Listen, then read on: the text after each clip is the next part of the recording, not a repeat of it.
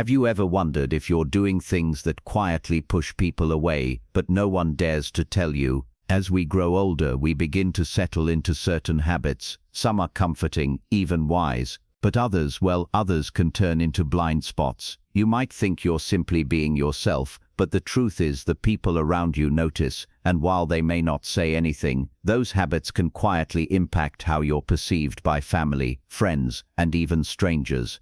In this video, we're going to uncover 12 ugly things you might be doing in old age that everyone notices but no one tells you. And I don't mean ugly in the physical sense. I'm talking about the kinds of behaviors that slowly wear down your dignity, isolate you from others, and chip away at the grace and respect you've earned over a lifetime. Each of these signs will challenge you to reflect, not to judge yourself harshly, but to gently hold a mirror up and say, is this still serving me, or is it pushing people away? And here's the good news: most of these habits are completely fixable. The first step is simply becoming aware. By the end of this video, you'll not only know what to look out for, but also how to carry yourself with more confidence, clarity, and grace in your later years.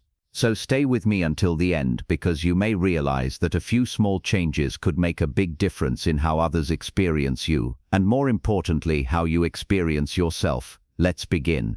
Number 1. Neglecting personal hygiene. One of the first things people silently pick up on but rarely mention is when someone stops taking care of their hygiene. And I'm not talking about major neglect either. It's the little things. Wearing clothes that look like they've been worn 3 days in a row, hair that hasn't been brushed, fingernails that go just a little too long, a faint odor that lingers a bit too long after you leave the room. These may seem small, but they speak volumes.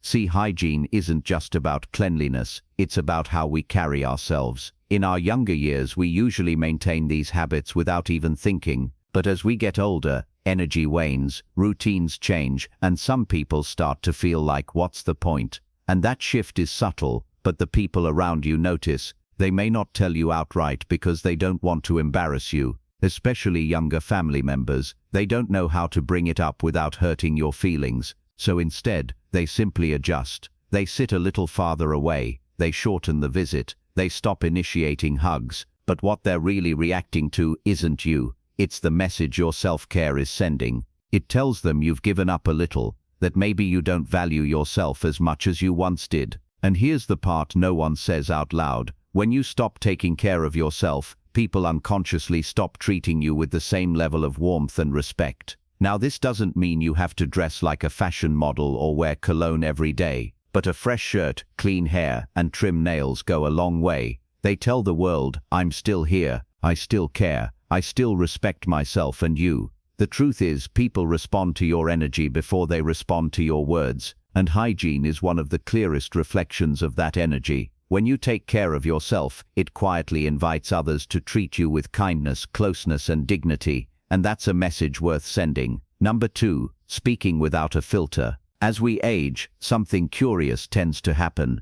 The inner voice that once said, maybe don't say that out loud, gets a little quieter and sometimes disappears altogether. You start speaking your mind more freely, maybe even proudly, thinking, I've earned the right to say whatever I want. And while that may feel liberating, the people around you often feel something very different: discomfort. You see, there's a fine line between honesty and bluntness. And over time, if you find yourself saying things that make people pause, shift in their chairs, or avoid eye contact, it might be a sign that what's coming out isn't just truth, it's harshness. Maybe you've caught yourself making remarks about someone's weight, appearance, relationship, or even how they're raising their kids. Maybe you've brushed it off with a chuckle and said, I'm just being honest. Or, back in my day we weren't so sensitive. But here's the reality. Honesty without compassion just sounds like criticism, and the people on the receiving end, they rarely tell you. They just start pulling back. You'll notice they stop inviting you to certain gatherings, or they don't stay on the phone as long. They love you, but they're trying to protect themselves from the sting of those small, careless remarks. Now, this doesn't mean you need to censor every word or walk on eggshells. But it does mean pausing before you speak and asking, is this helpful? Is this kind? Because sometimes what feels like speaking your truth is actually just releasing frustration, and it lands harder than you realize. A good rule of thumb: if you wouldn't want someone saying it to your grandchild, maybe don't say it to someone else's. The beauty of growing older is the wisdom you carry, and when that wisdom is wrapped in kindness, people lean in, they listen, they respect you deeply. But when it comes coded in sarcasm or judgment, they start tuning out. Even if your intentions are good, your words still have power, maybe now more than ever. Use them to build connection, not create distance. If you're still watching this video and finding these insights valuable, please comment number 2 below to let me know you're here. And if you haven't subscribed yet, I recommend you subscribe and turn on the bell so you don't miss any videos. Your support helps us continue creating good content to inform and inspire you. Number 3, wearing clothes that don't fit anymore. There's a certain comfort in routines, eating the same breakfast, walking the same path, wearing the same clothes you've had for years, and there's nothing wrong with consistency. But when it comes to clothing, what once looked classic can over time begin to feel careless. You may not notice it yourself, but the way your clothes fit, or don't, says a lot about how connected you are to the present moment. Pants that hang too loose, shirts that cling too tight, outdated styles from 20 years ago, shoes that have long since lost their shape. These aren't just fashion choices, they quietly send a message that you've stopped paying attention. And while no one will come out and say it, they notice. It's not about following trends or trying to dress like someone half your age.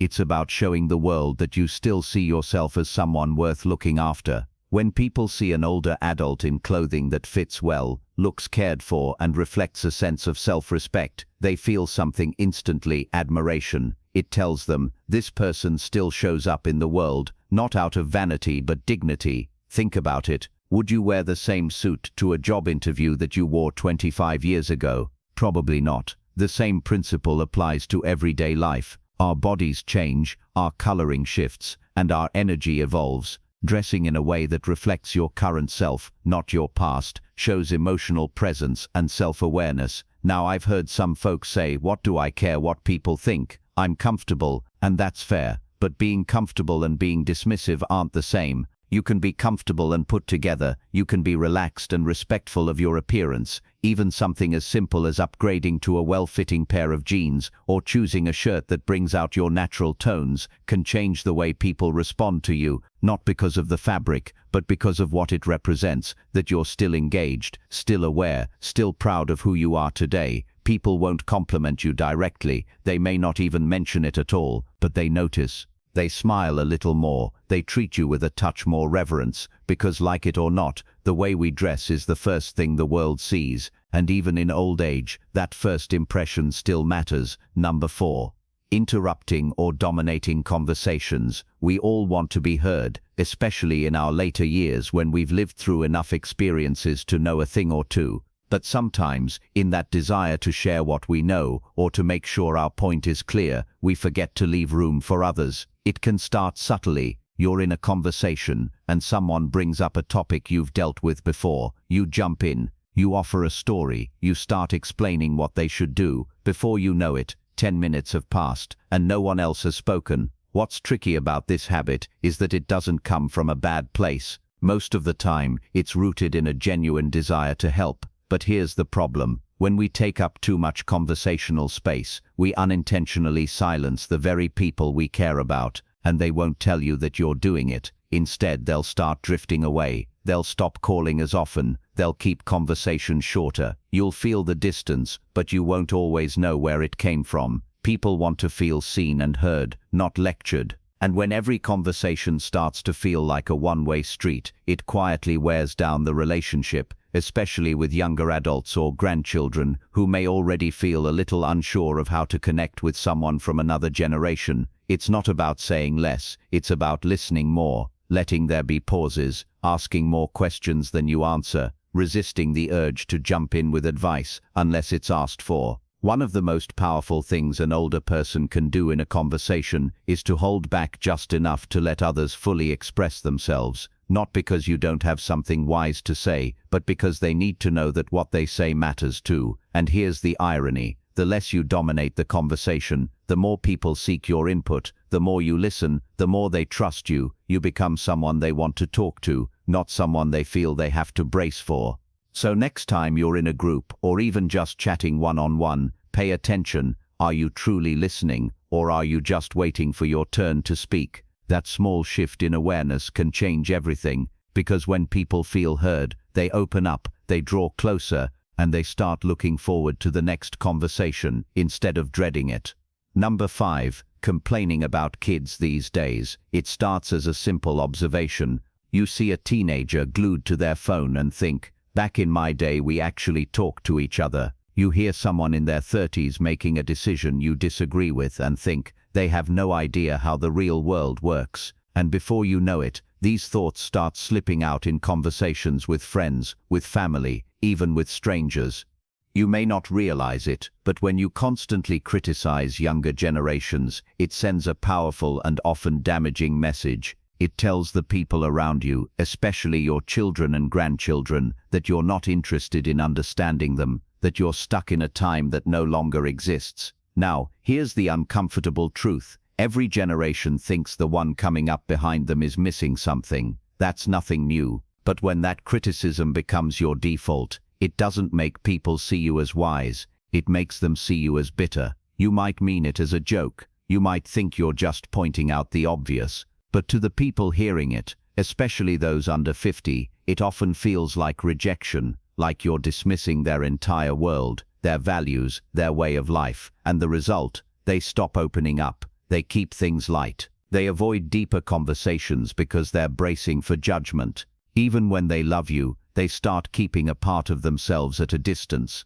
Now that doesn't mean you have to agree with everything younger folks do. It doesn't mean you have to embrace every new trend or idea. But what it does mean is choosing curiosity over criticism, asking instead of assuming. When you shift from saying, "These kids today have it easy," to asking, "What's it like trying to find your way in this world?" you open the door to connection. You create space for dialogue, not division. Remember, your value doesn't come from comparing the past to the present. It comes from bridging them, from being the steady hand that reaches across generations, not the voice that shouts from behind. And believe it or not, when younger people feel respected by you, they listen more. They ask questions. They come to you not because they have to, but because they want to. You become not just the elder in the room, but the guide, one they admire, trust and turn to, not for lectures, but for wisdom that listens first, then speaks. That's real influence, and it starts with letting go of the need to be right about how it used to be, and leaning into who you can still be right now.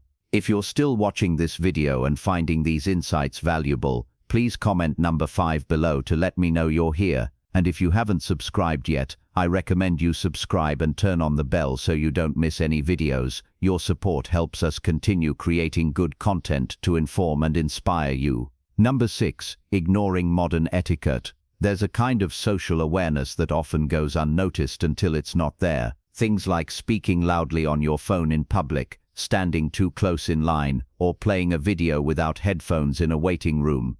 Small behaviors, sure, but they can have a big impact on how others perceive you. Now, these things might not have been a big deal decades ago. Back then, people were more tolerant of loud conversations or unexpected behavior. But times change, expectations shift, and what used to be considered harmless now makes people quietly uncomfortable. And here's the tricky part. You may not even realize you're doing it. No one pulls you aside and says, "Hey, could you turn that down?" Or "Do you mind stepping back a little?" Instead, they'll give you a look, or avoid eye contact, or move to another seat. It's not personal, but it is real. And whether it's on the subway, in a coffee shop, or even just walking through a store, these little breaches of what people now consider common courtesy send a message. They say, "I'm not aware of how I affect others." And the truth is, people don't always give older adults the benefit of the doubt. They often assume you should know better. So when they see these behaviors, they don't chalk it up to misunderstanding. They chalk it up to disregard. That's not the legacy you want to leave. Unfortunately, it's one of the easiest things to fix. Start noticing how people around you behave in public spaces, how they manage their volume, how they navigate personal space, how they engage with technology when others are around. Modern etiquette isn't about being uptight. it's about being considerate. It shows that you're still tuned into the world, still engaged, still aware of the impact you have on others, and that awareness builds respect. It tells people, I may be older, but I'm still someone who pays attention, someone who adapts, someone who cares about how others feel. That doesn't just improve how strangers respond to you, it changes how your own family sees you too. Grandkids notice, neighbors notice, and their quiet admiration grows. Because in a world that's always rushing, someone who moves with awareness, who carries themselves with subtle dignity, stands out more than ever. Number 7. Oversharing medical problems. We've all heard the joke. Get a few older folks together and the conversation turns into a contest of who's got the worst knee, the highest blood pressure, or the most medications lined up on the bathroom shelf. And while it may seem like harmless talk, or even a way to relate, constantly bringing up your health issues can slowly wear down the energy of those around you. Here's the thing, everyone knows that getting older comes with its fair share of physical challenges. You don't have to pretend everything's perfect. But when your conversations always circle back to what hurts, what the doctor said, or what's next on the surgery list, people start to feel like they're in a waiting room, not a relationship. Especially for younger family members, these topics can feel overwhelming. They may not know how to respond, or they may feel helpless hearing about things they can't fix. So instead of leaning in, they back away, not out of disrespect, but out of quiet exhaustion. You deserve empathy. You deserve to be heard.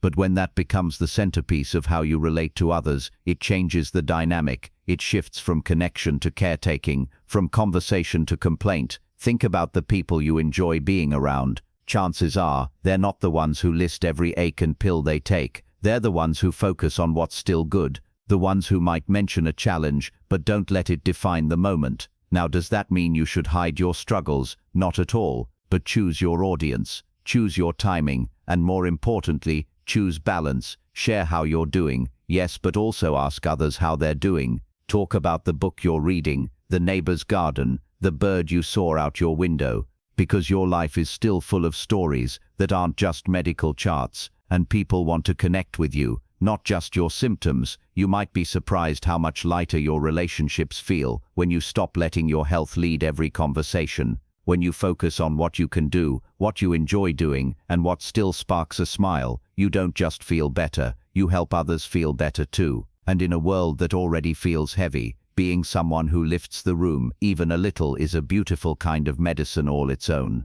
Number 8. Being stubborn about outdated beliefs. One of the hardest things to notice in ourselves, especially as we age, is when our beliefs start turning into walls instead of windows. We hold on to ideas that once served us well, principles that shaped how we raised our families, ran our businesses, and made sense of the world. But over time, if we're not careful, those beliefs can harden into absolutes that no longer reflect the world we're living in now. You might find yourself saying things like, "That's just how it is," or "People are too sensitive these days," or "I don't care what the science says, I know what's right." And while you may feel confident in your views, what others often hear is something very different: resistance. The truth is, the world has changed and it's still changing. Technology, culture, gender roles, mental health awareness, the way we communicate, it's all evolving fast. And when we dig our heels in and refuse to even consider another perspective, it doesn't come across as wisdom, it comes across as unwillingness. Younger generations notice this, and again, they usually won't confront you directly, but inside, they quietly label you as someone they can't talk to about certain things, someone who won't understand, someone who doesn't want to. And that's a real loss, because whether it's your grandchild questioning traditional careers or your neighbor living a lifestyle you don't fully understand, there's so much connection possible when curiosity replaces judgment. Now, staying open doesn't mean you abandon your values. It means you're willing to update your understanding without compromising who you are. It means making room at the table for new ideas, even if you don't agree with all of them. And here's something else. Stubbornness often hides fear. Fear of losing relevance. Fear of being left behind. Fear that if we let go of old beliefs, we lose a piece of ourselves. But the truth is, your relevance doesn't come from how firmly you hold on to the past. It comes from how courageously you meet the present. When you're able to say, "I never thought of it that way," or "Tell me more about what that means to you," you open doors and people walk through them. They feel safe. And the beautiful part is sometimes you do change your mind. Sometimes the younger person you're listening to turns out to be right in ways you hadn't imagined. And that humility, that willingness, that's what makes people truly admire you. Not because you had all the answers, but because you stayed a student of life even in old age. That's rare and it's powerful. If you're still watching this video and finding these insights valuable, please comment number 8 below to let me know you're here. And if you haven't subscribed yet, I recommend you subscribe and turn on the bell so you don't miss any videos. Your support helps us continue creating good content to inform and inspire you. Number 9. Walking or moving without awareness of space. As we age, our pace changes. We slow down a little. We might feel less steady or more cautious with our steps, and that's completely natural. But what often happens without us realizing it is that we become less aware of how our movements affect the people around us. You've probably seen it. Someone standing in the middle of a grocery aisle, cart sideways, completely blocking the way while scanning a label. Or someone stopping suddenly in a busy walkway, lost in thought. Or walking with a friend and slowly drifting into the path of oncoming foot traffic. Most of the time, these things happen without bad intent. You're not trying to be inconsiderate, you're simply focused on your own task. But to the people around you, especially those in a hurry or navigating tight spaces, it feels like friction, like you're creating small obstacles that make their day a little harder. And here's the key part. People rarely say anything. They just sigh, walk around you, maybe give a quick glance and carry on. But over time, these small moments add up in how others perceive you. They might start to see you as that person who's always in the way. Or they may silently decide to avoid situations where they'd have to walk beside you, shop with you, or navigate public spaces together, not because they don't like you, but because they feel like they have to manage you. Awareness. Now I want to be clear. Slowing down is not the problem. The issue is awareness. You can move slowly and still be respectful of space. You can pause to read something and still keep to one side. You can walk carefully while being mindful of the flow around you. This is especially important in places like airports, busy sidewalks, malls, or even church hallways. These are shared spaces, and being considerate in them sends a strong message that you're still paying attention, that you still care about how you impact others. In fact, this kind of awareness is a subtle form of grace. It tells people you're not just focused inward, you're present, thoughtful and kind. And the truth is, most people aren't expecting perfection. They're just hoping for a little effort, a little awareness, a little consideration. When you show that, you stand out not as a slower person, but as a considerate one, someone who still moves through the world with dignity and a quiet sense of responsibility. And that kind of presence is more powerful than you might realize. Number 10. Making jokes that don't age well. A good sense of humor is one of the best things you can carry into old age. It keeps you light, keeps others comfortable, and helps ease tension in even the hardest moments. But not all humor ages gracefully, and some jokes, especially the ones that once got a laugh decades ago, can quietly push people away today. You might be joking the way you always have, a little sarcasm here, a teasing remark there, maybe a comment that plays off old stereotypes or pokes fun at someone's background, appearance, or choices. You might even laugh as you say it and follow up with, "I'm just messing with you," or "Come on, lighten up." But here's what's changed: the world around you. And while humor used to rely on poking fun at differences, today people are far more sensitive to how words land, especially when they come from someone older. Younger folks especially are navigating humor, a culture that emphasizes inclusion, empathy, and respect for diverse experiences. When a joke feels out of step with those values, it doesn't come across as funny. It comes across as disconnected or worse, disrespectful, and they probably won't tell you. They'll just laugh politely, then avoid getting too close. You'll feel the distance, but maybe not understand where it came from. Now that doesn't mean you have to walk on eggshells. It doesn't mean humor is off limits. But it does mean thinking twice before you default to certain kinds of jokes. Ask yourself, is this funny because it's clever, or because it puts someone else down? The best kind of humor, especially in older age, is the kind that lifts people up, that brings lightness, not discomfort, that shows you're not stuck in the past but evolving right along with everyone else. In fact, nothing builds connection faster than being able to laugh at yourself. It shows humility, it shows perspective, it shows that you're not trying to prove anything, you're just here to enjoy the moment with others, and when people see that, they relax, they engage, they start seeing you not just as the older person in the room, but as someone who still gets it. A kind sense of humor will take you far, but a humor that's thoughtful, self-aware, and a little updated for today, that'll keep the door to connection wide open at any age. Number 11. Acting helpless when you're not. Getting older brings real challenges. No one's denying that. There are things that used to come easy that now take more time, more care, sometimes more help. But there's a difference between needing help and defaulting to it when you don't have to, and over time that difference becomes something people notice more than they'll ever admit. Maybe you've gotten used to saying, "Can you just do it for me?" or "I don't know how any of this works, I'll mess it up anyway." At first, those requests feel innocent, but when they become habits, especially for things you're still capable of doing, they can quietly start to wear on the people around you. Family members might start feeling like caretakers even when you're perfectly able. Friends may notice that they're always the ones lifting, reaching, fixing, organizing, and though they might smile and say no problem, inside they begin to feel something else, resentment.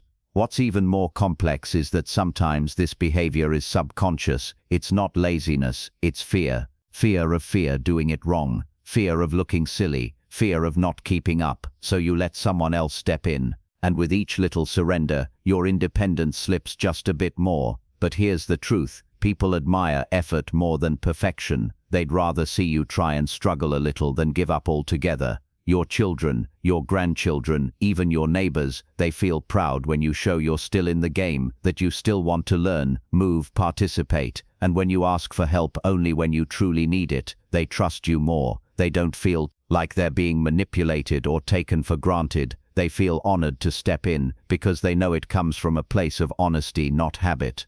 Maintaining your sense of agency isn't about pretending you're 30 again. It's about showing up with what you can do, asking clearly for what you can't, and respecting the line between the two. You'd be amazed how empowered you feel when you start reclaiming the little things, carrying your own bag, figuring out the new remote, following a recipe without asking someone to hover. These small wins build confidence. They remind you and everyone around you that age may change what you're capable of, but it doesn't take away your strength, your will, or your dignity, because the people who truly age well aren't the ones who never ask for help. They're the ones who know when to ask and when to stand tall and say, "I've got this." Number 12. Pretending you're always right. As we grow older, many of us feel a sense of pride in the wisdom we've gathered over the years. Decades of life experience, countless choices, difficult lessons, and even our mistakes have shaped us into who we are today. That wisdom is valuable. It deserves respect. So it's natural to believe we've earned our place at the table, that we've seen it all, and therefore understand how things should work. In many ways, that's true.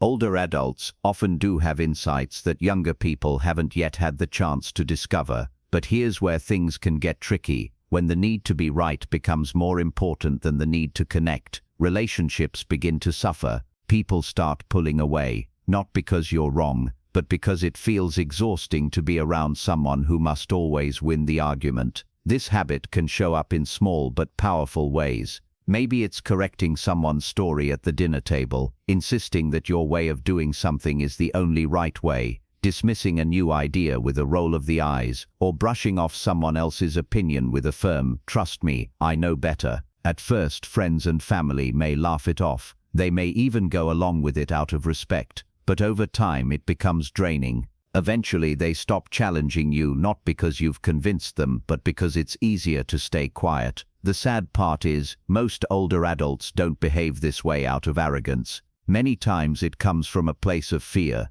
a desire to feel secure, respected, and steady in a world that changes faster than ever before. But when being right overshadows being kind, patient, or curious, it backfires. Instead of drawing people closer, it pushes them away. True wisdom isn't about having every answer, it's about knowing when to speak, when to listen, and when to let someone else's perspective breathe. It's about holding your opinions with confidence but also with openness. Think about it, when we look back on the people we admire most in our lives, they're rarely the ones who corrected us every time. Instead, they're the ones who listened carefully, who reflected thoughtfully, and who gently encouraged us to see things differently without forcing it. Here's the irony. When you stop trying to win every conversation, people actually start seeking out your advice more often. They want to know what you think. They value your feedback not because you dominate the discussion, but because your words carry calm, thoughtful weight. And when you do choose to speak, because you're not speaking just to win, your voice lands deeper. It sticks. It matters. In the end, the need to always be right fades. What truly lasts is how you made people feel in your presence. When you create space for others to be heard, respected, and uplifted, your wisdom transforms from something people endure to something they treasure. Final thoughts. We've now gone through 12 behaviors that can quietly harm relationships if we're not careful. Take a moment to reflect, not with judgment, but with gentle honesty. Which of these habits might have crept into your life without you noticing? Which ones surprised you, and which are you ready to shift even in small ways? This message isn't meant to shame or criticize. It's meant to offer something many people never receive, honest insight delivered with care. Because here's the truth, these habits don't make you a bad person. They're simply blind spots, patterns that settle in over time, and the moment you notice them, that's when real strength begins, not in pretending they don't exist, but in admitting, I see this, and I can do better. That's what aging gracefully is all about. Not clinging to the past, not resisting change, but stepping into each new day with self-awareness, grace, and the quiet strength of someone who is still learning, still growing, still connecting. So as you move forward, keep these reminders in mind, not as a checklist, but as small guideposts for how you want to show up in the world with dignity, presence, and a spirit that inspires the people around you. Remember, it's never too late to make adjustments. Even the smallest shifts in how you speak, listen, dress, or interact can completely transform the way others experience you and the way you experience your own place in the world. Thank you for spending this time with us. We'd love to hear from you. Drop a comment below and share one thing you learned today, along with how you plan to apply it in your life. Your thoughts are so important to us, and reading your reflections gives us encouragement and motivation to keep creating meaningful content. If you found this video helpful, please like, subscribe, and share it with others. Your support allows us to continue producing content that not only informs but also inspires. Thank you for watching, and we look forward to seeing you in the next video.